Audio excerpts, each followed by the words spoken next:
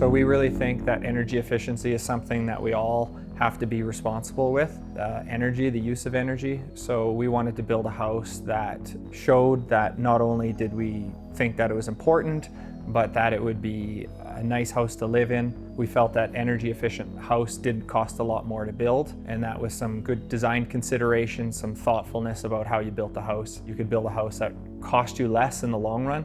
As part of the design, it's very simple. Solar systems are very simple now.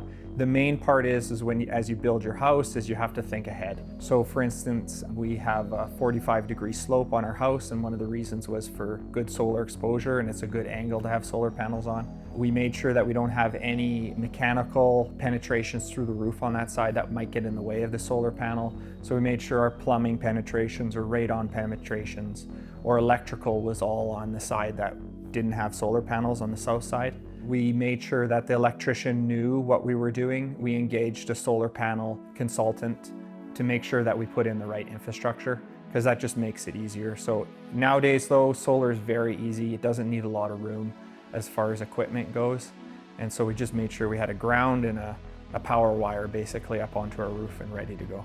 The renewable energy we're hoping will cover all of our electrical needs and the heating. So on the main floor and upstairs, we have electrical baseboard heat. And so it will cover all of that, as well as our day-to-day operating costs for our power.